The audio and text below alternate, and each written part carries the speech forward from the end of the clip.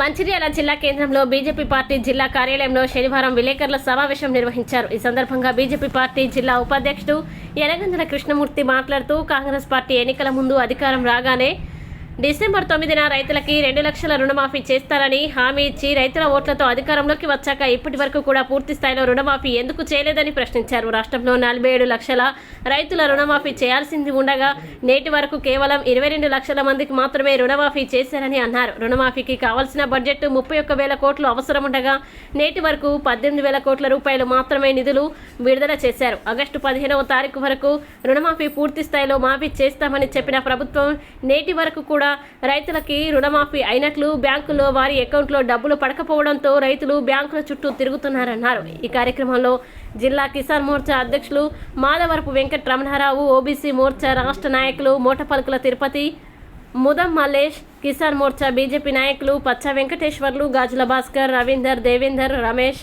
హనుమాన్ల శ్రీనివాస్, రాజనర్సు, రాయలిన మల్లేష్, గాదర్ల సతీష్ తదితరులు పాల్గొన్నారు.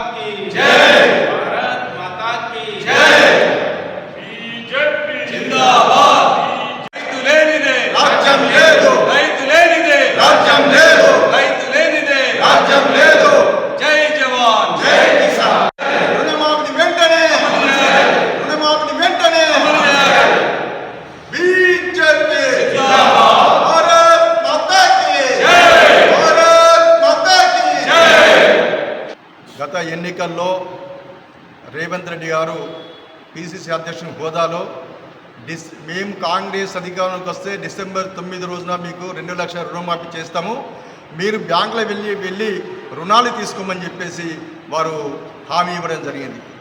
అధికారంలోకి వచ్చి ఈనాడు 9 నెలలు గడుస్తున్నా కూడా మొన్న ఆగస్టు 15 తారీఖు 2 లక్షల రుణమాఫీ చేస్తామన్నా కూడా ఈ రోజు వరకు కూడా 2 లక్షల రుణమాఫీ అయిన వల్ల ఇంతవరకు ఎవరికి కూడా ఖాతాలో డబ్బులు పడలేదు.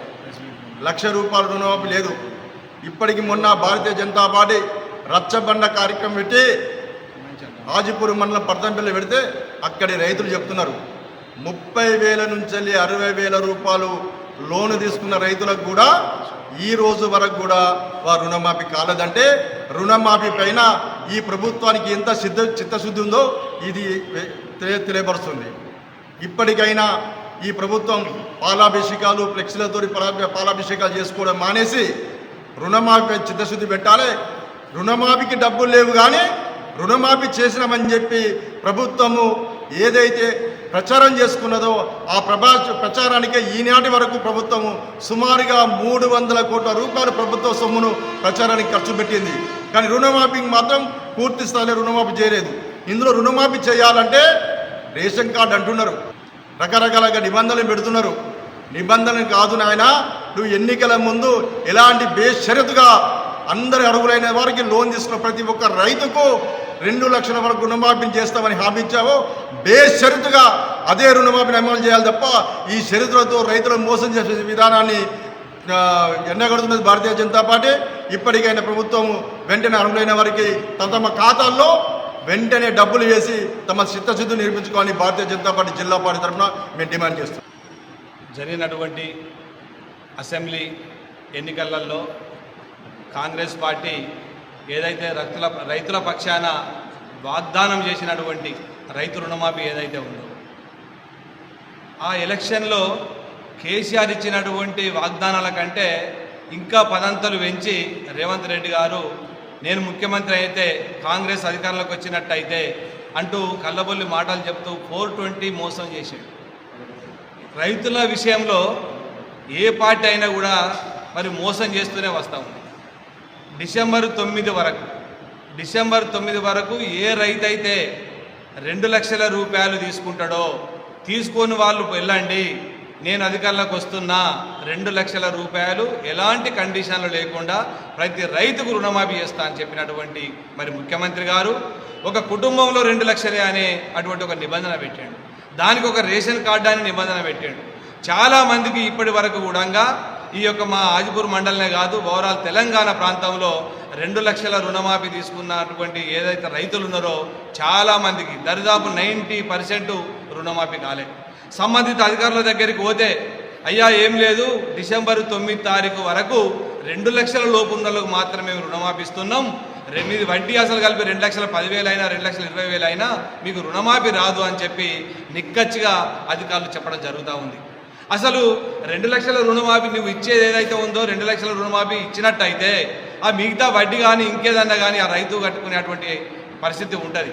కానీ నువ్వు అసలే ఇవ్వకుండా 2 లక్షలు పైబడి ఉన్నది కాబట్టి లోన్ ఇవ్వలేకపోతున్నావు, రుణమాఫీ ఇవ్వలేకపోతున్నావు అని చెప్పడం వల్ల ఈ ప్రభుత్వము ప్రజలను ఏ విధంగా తప్పుదో పట్టిస్తుందో మరి ప్రజలు గమనించవలసిందిగా కోరుతా ఉన్నాం.